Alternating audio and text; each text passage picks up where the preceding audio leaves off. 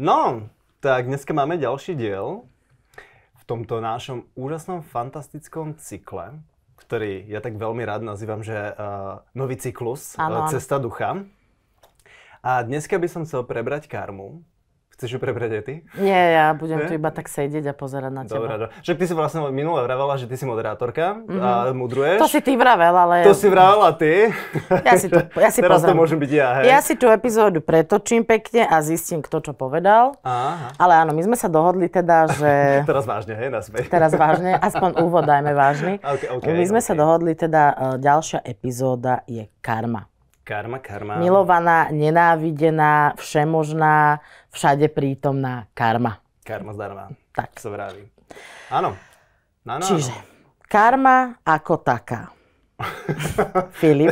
Ja, že ideš nejakú vástičku, kde povieš. Nie, ja som tak chcela, že na úvod, že aby sme vysvetlili najprv, i keď ja viem, že nás teda sledujú hlavne diváci, ktorí už sú asi ako tak zdatní v týchto veciach, ale chcela by som teda na úvod tú karmu ako tak definovať. No jasné, ale tak akože pozri sa, keď sme začali tento podcast, tak ja som tam presne vravel, že podľa mňa tento podcast je dobrý aj pre tých ľudí, ktorí ako keby tak už čuchli k ezoterike a k duchovnu, ale nie úplne tomu rozumejú, lebo vieš, tam si prečítal na nejakom ženskom portáli o niečo o karme, potom si na nejakom prudko-duchovnom portáli nechápeš tomu, potom si tam Oša zobral, nechápeš. No tak. Že treba si to akože tak celé určite definovať. My sa preto snažíme to tak humorne, jednoducho z našich životov. Veľmi krotíme naše starobilé múdrosti. Musíme. Bolo nám povedané, aby sme sa krotili. Nám povedali, že máme tuto tišie. Tuto režisér, že krote sa. A ešte režisér, to je tá vyššia inštitúcia, pravda. Ale akože poďme na to, že vlastne, my sme to už vraveli na konci vlastne predchádzajúceho dielu, že tá karma je teda zákon, ktorý platí pre každého. Je to zákon, ktorému sa nevyhneme. A to je teda to, že čo urobíš, je na tebe, ale musíš niesť za to teda následky, a teda zákon príčiny a následku. Alebo čo zažiješ, to zožneš. To je moja najobľúbenejšia definícia karmy. Ale to ešte nepočul? Počul. Ja tak počujem, že čo zaseješ, to zažiješ. Ale to už sú, vieš, ako toto kultúry, kadejaké východy, západy, severe, kraje, vieš čo? Záhoria, ale je to podľa mňa najlepšia definícia, pretože vlastne karma funguje na tom princípe, že neexistuje ako keby vina, trest a obdarovanie za to, že to je vlastne len o tom, že to je všetko tvoja práca. To je všetko len tvoja práca. Môže sa realizovať už v tomto živote, alebo si vlastne pripravuješ ten svoj budúci osud v ďalšom živote, že ako sa vlastne ty chováš. Aké sú tvoje myšlienky, tvoje činy, tvoje slová, to, čo vlastne ty vykonáš v tomto živote, sa ti vráti. Nič viac, nič menej, proste každý to, čo si zaslúži. A to je vlastne tá spravodlivosť. Keď proste zaseješ krásnu rastlinu a bude ti z toho vlastne nádherná úroda rásť, tak vlastne zožneš niečo skvelé. A máš ďalší život potom taký, že ani nevieš ako a tebe sa tak darí, že sa narodil do dobrej rodiny, ktorá ti dala super základ, dobrú výchovu, lásku, alebo si sa narodil do finančne zabezpečenej rodiny, takže v živote nemusíš riešiť nejakú hmotnú núdzu a nejaké materiálne problémy. Stretneš proste skvelých ľudí, máš skvelú rodinu, alebo sa proste narodíš do ďalšieho života a nechápeš, prečo máš takú smolu. A dejú sa ti takéto veci a stretneš ľudí, ktorí ti konštantne robia veľmi nepekné veci a ty si povieš, ale čo som ja komu urobil, hej? Ale deje sa ti to kvôli tomu, lebo si zasial. Čo ty vieš, komu si ty urobil, no veď práve. Niektorí vedia menej. Karma ako taká je jeden z hlavných zákonov vlastne vesmíru a aj života. To je jedna najspravodlivejšia vec vlastne. Hoci sa veľakrát cítime, že to nie je spravodlivé, lebo nemusíme sa cítiť dobre, ale ako hovorí moja liečiteľka, ona vždy sa mi páči na nej, že ona keď má nejaký problém, problémy chodia, áno, či si osvietený, neosvietený a tak ďalej, to je proste súčasť... Či máš zasnuté? Áno, je to proste súčasť života, ale nepríde hociaký problém, alebo proste nejaký, či fyzicky, psychicky a tak ďalej, ona mi vždy povie, že tak, no kto vie, čo som ja navyvádzala v minulých životoch. Že ona to tak krásne proste vie prijať. Lebo je si tým absolútne istá a je o tom absolútne proste presvedčená a dokáže to pochopiť a prijať v takej miere, že si ten život zľahčí. Hej, presne, že aj tie problémy si zľahčí, ktoré jej prídu.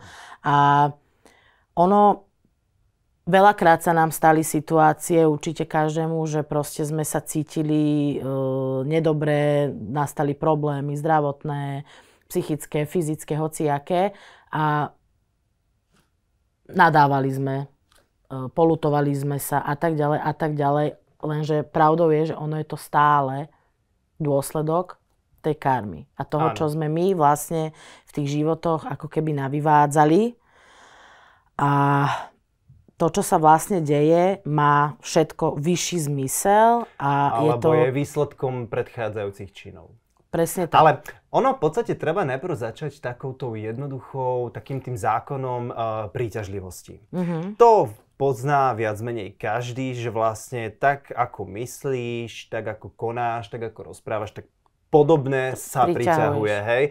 Podobné priťahuje podobné.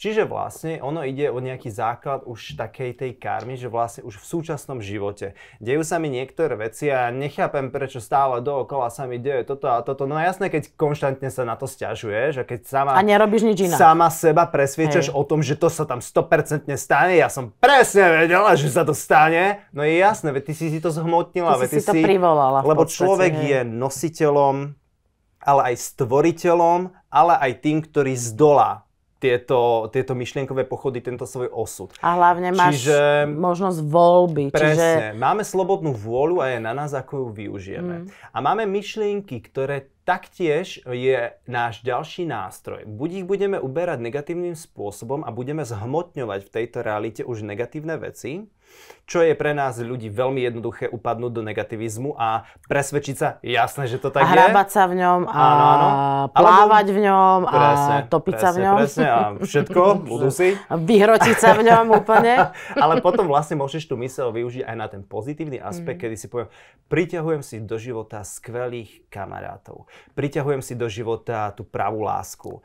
Priťahujem si do života toto úžasné bývanie, túto úžasnú prácu, mám všetkého dostatok, som zdravý, presne. Manifestuješ to si vlastne. To je ďalší nástroj a tým pádom akože nejakým spôsobom začneme už pri tomto zákone rezonancie alebo vibrácie myšlienok, teda pri priťahovaní tých správnych myšlienok, už aj ako keby troška s tou karmou, ale má to taký ako keby rýchlejší aspekt na náš život.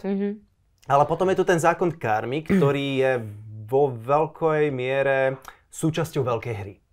Lebo niekedy tá karma sa neprejavuje hneď, hej, že ja som tu, to sa tak hovorí, že bože, tento človek toľko ľudí oklamal, toľko ľudí okradol a celý život sa mal dobre, mu sa to nevrátilo. Dobre, peniaze má, presne. Dobre manželstvo má. A si hovoríš, jaká to je potom spravodlivosť, jaká karma? No, lenže počkajme sa na ďalší život.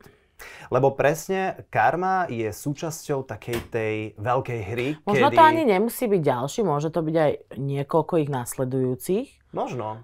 Možno to není, ja som tak nad tým tiež premýšľal, že či to je, že hneď, že že je teraz to pravda, chudobný, lebo keď niektorí ľudia riešia niektoré problémy z minulých životov, tak zrazu zistí, že takže ja som v minulom živote opustil svoju ženu s deťmi, lebo som nezvládal tú rolu otca a tú záťaž. A teraz si to vyžeriem. A teraz ja som vlastne až o nejaké 3 životy zažil to, že náš otec nás opustil, aby som vedel, čo to pre tie deti znamená. Tak. Ale to je pravda, to je jedna vec, že to nemusí prísť možno hneď, ale nájde si ťa to. Ale druhá vec je tá, že čo som myslel tú veľkou hrou, je, že náš život, ako sme už predtým vraveli, je vlastne divadelná hra, kedy každý dostane tú svoju postavu, tú svoju rolu, ten scenár, čo budeme spolu hrať na tom javisku života. A tá veľká hra rozbehne veľkú mašinériu, kedy tie duše sa navzájom veľmi ovplyvňujú. Čiže moja matka urobila niečo s mojím otcom a obidvaja nesú nejaké následky, ktoré potom idú aj na nás. Mňa to vyvíjalo v tom, že budem potom takýto druh chalana, ktorému chýbal ten otec vo výchove, takže nezvládam tieto veci, ale na druhej strane potom v živote vyhľadávam tieto veci, lebo mi chýbalo. Moja sestra potom má problém s partnermi, lebo ich ovplyvnilo ju to, že tam chýbal ten muž v tej rodine, takže má problém potom s takýmito. A to je tá obrovská hra, ktorá vrhne tie nejakým spôsobom kocky a rozloží tie karty a my to musíme hrať.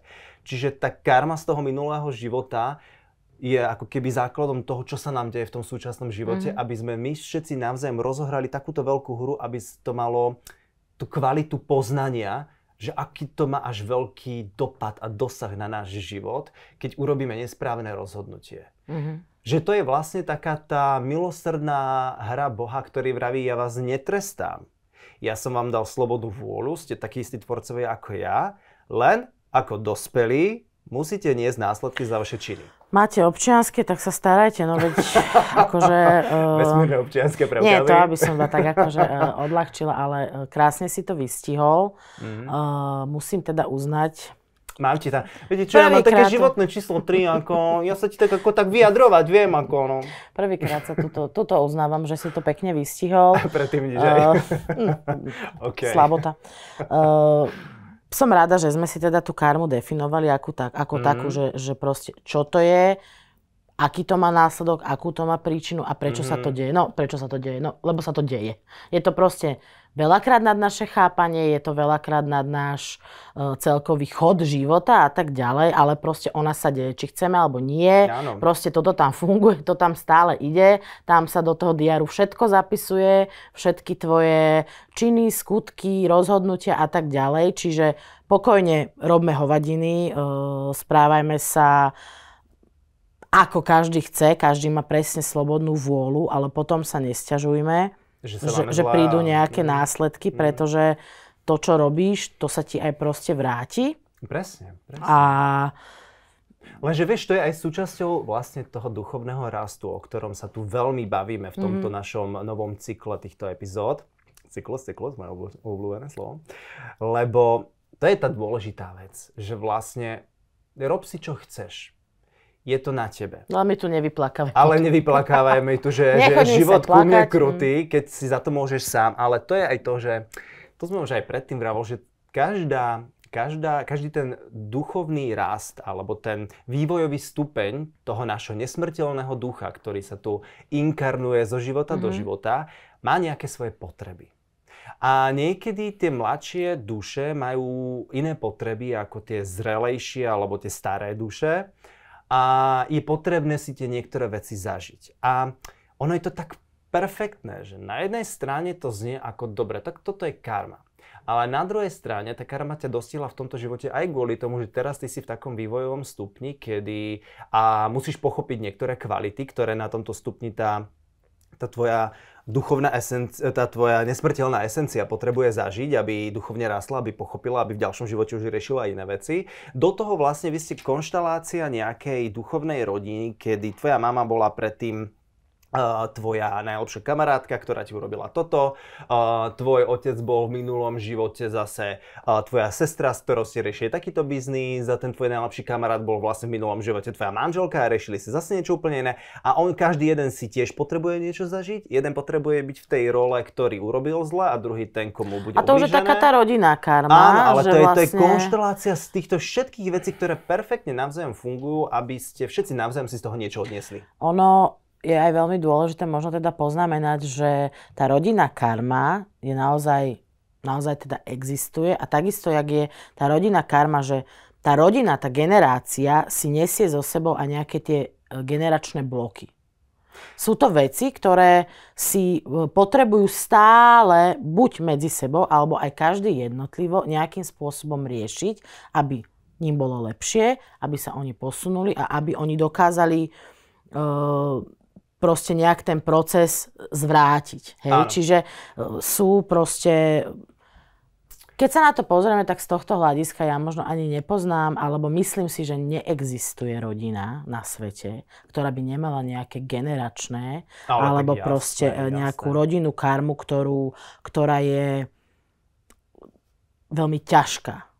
Tak to je rozdiel, lebo toto, čo som ja predtým rozprával, je taká rodina duší, hej, ktorá mení tie rodinné konštelácie, vzťahové konštelácie v každom živote, že nebudeme v kuse v tom istom, aj keď niekedy sa môžu opakovať tie role, samozrejme.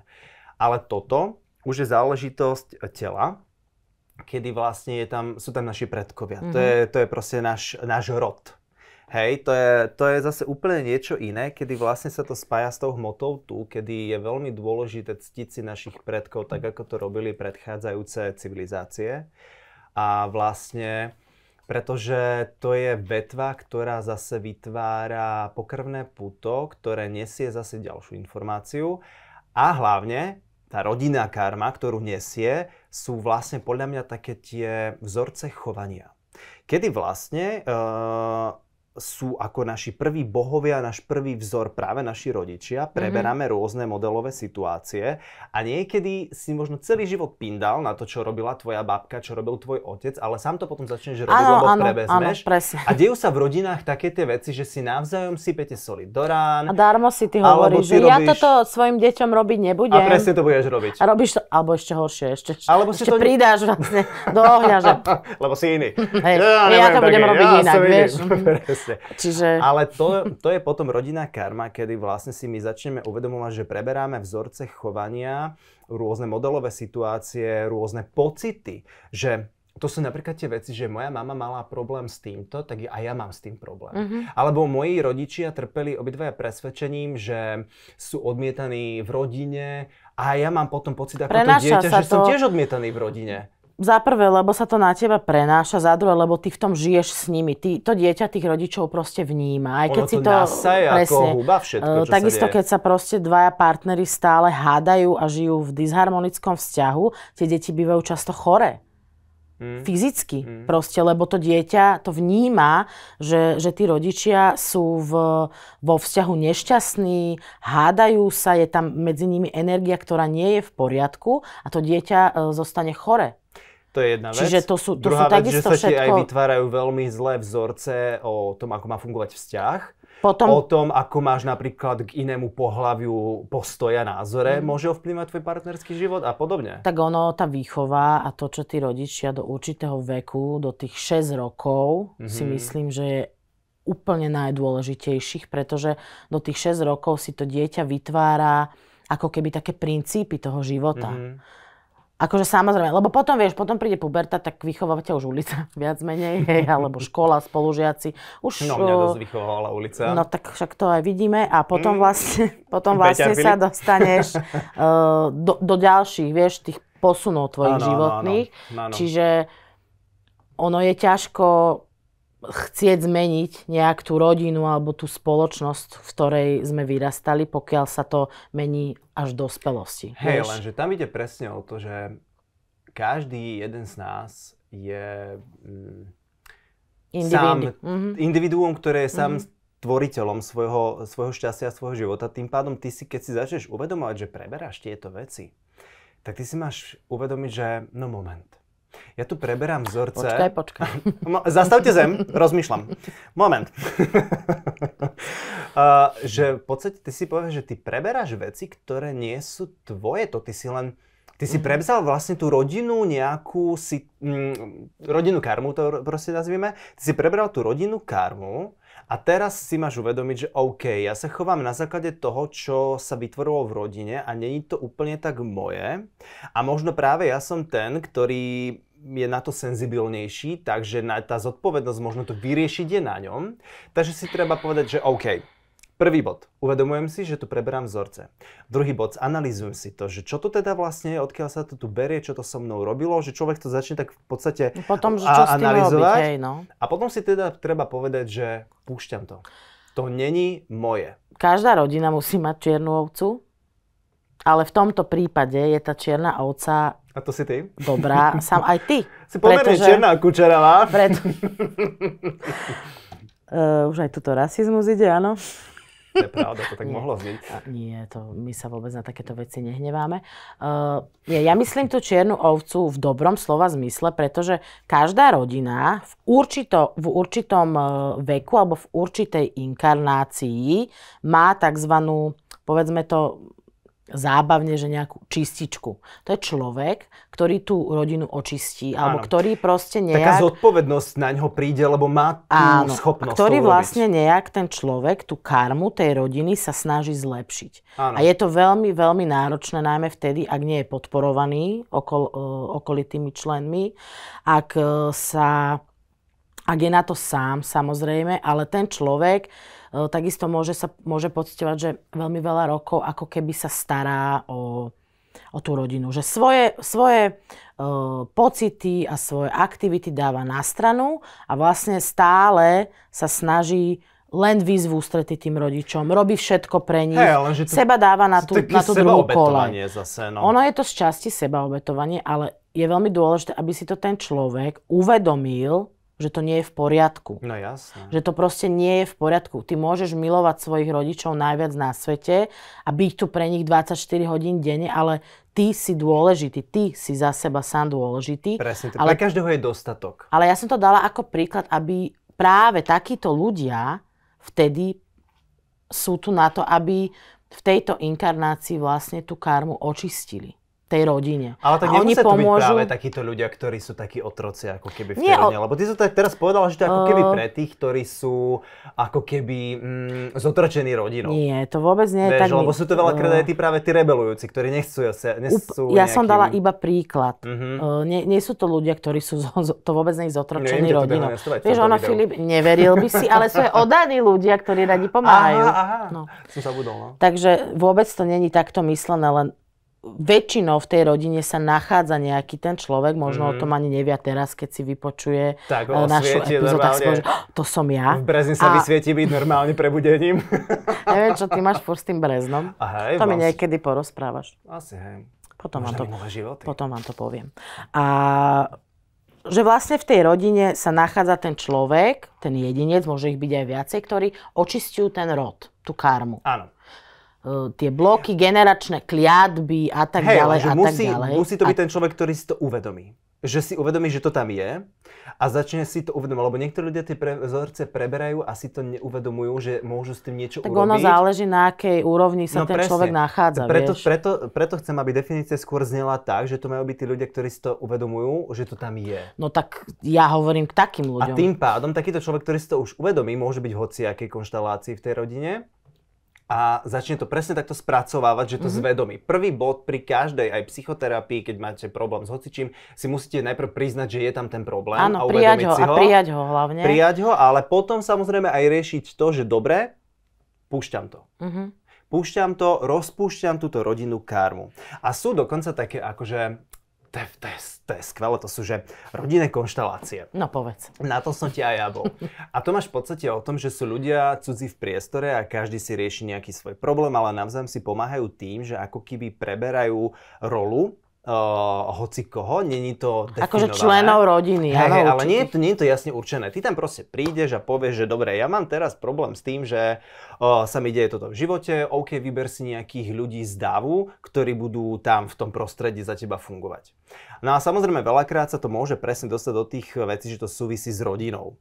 No a oni ako keby ty začneš zrazu na tých ľuďoch pozorovať, že začne sa medzi nimi vytvárať vzťah, oni sa nejak prirodzene, spontánne začnú chovať a tebe začneš si tak dopínať, že toto robila presne moja babka, toto je presne môj otec. A začína sa tam ako keby tá rodinná konštelácia tvoriť, dramatičnú. Začína sa tam vlastne ako keby kumulovať tá energia a každý z tých ľudí prevezme nejakú rolu toho človeka a ty tým, že dáš priestor tomuto celému, môžeš napomôcť tomu, aby si otvoril to celé, že tuto sa to teraz nahromadilo, sprítomnilo a pustíme to teraz všetci preč.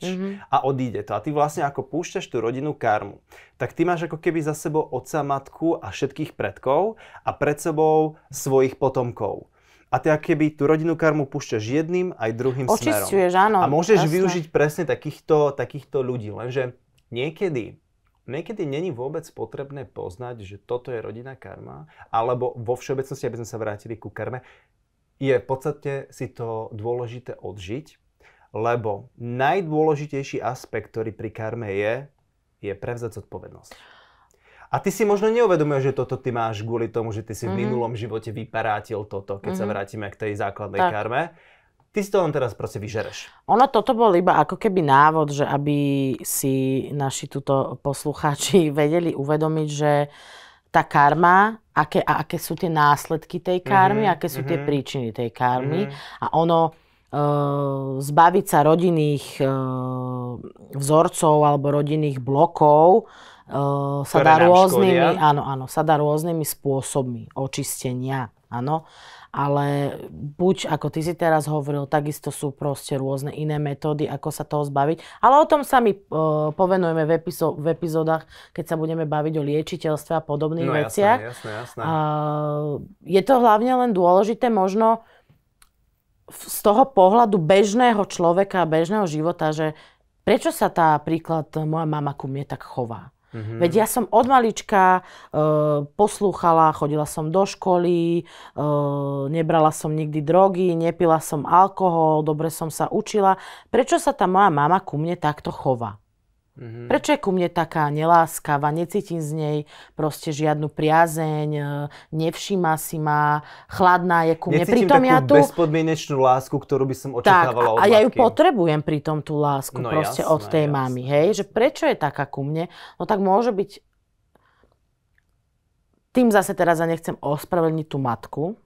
Nie, ale... Pretože treba si aj uvedomiť, že OK, karma je reálna, a je zadarmo, ale proste treba si aj uvedomiť, že ako sa chováme a netreba to dávať všetko len... No veď.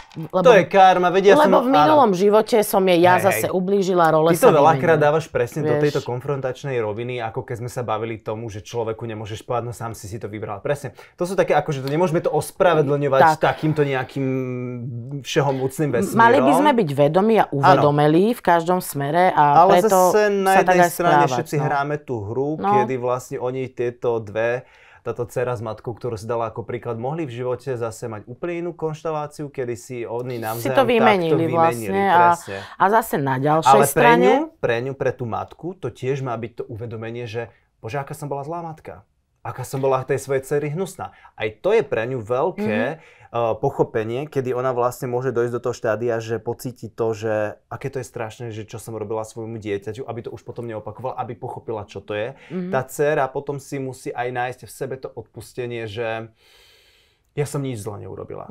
Ja si odpúšťam, že som sa vinila, že ja som tá nedostatočná dcéra a odpúšťam aj mojej matke, že bola taká. Vieš, to sú zase, ona nájde veľkú kvalitu odpustenia aj napriek tomu, že tá matka bola k nej taká. Áno, a hlavne... Každý z toho niečo vyťaží. A ďalšia vec je, komunikujte. Komunikujte o takýchto veciach, keď sa vy cítite vo vzťahu, či v domácnosti, či v práci, či niekde inde, to je jedno, v gete, keď sa proste cítite nejakým spôsobom utláčaný alebo proste nepochopený, neľúbený, treba to povedať, lebo vy to človeka viete, ako keby, že ho trochu preberiete, že nemu tak vie cvaknúť, že aha, že... Sprítomňujú sa veci. Áno, pretože ten človek si to veľakrát proste neuvedomí, lebo za tým môže byť zase niečo iné, že prečo je tá mama necitlivá, no lebo sama sa možno necíti dobre, má stále v hlave finančné problémy, vie, že není prítomná a tak ďalej. Narúšame vlastne nejakú to takéto mlčanie, kedy ja poviem, ale nie, mne toto vadí. Mne toto zraňuje.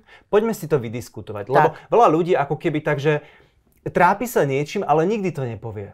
A vlastne ten druhý človek si to aj možno uvedomuje a možno neuvedomuje, ale takto, keď si sprítomníme daný problém a začneme sa o ňom empaticky rozprávať, že počúvaj ma, nie je žiadne výčitky, žiadna vina, ale proste chápeš, že to má na mňa takýto dopad, že čo je za tým, že vydiskutovať si, toto je úplne bežný medziľudský problém, sa by mal takto práve riešiť. Tak komunikácia je základ. Úplný základ. Všade. Komunikácia je základ. Čo, tak máme rovnaký názor, nie? Ešte, aby sa ti nepáčilo. Komunikácia je základ proste všetkého. Či sa to týka reinkarnácie, karmy, hoci čoho, proste nielen duchovná, ale aj bežného života.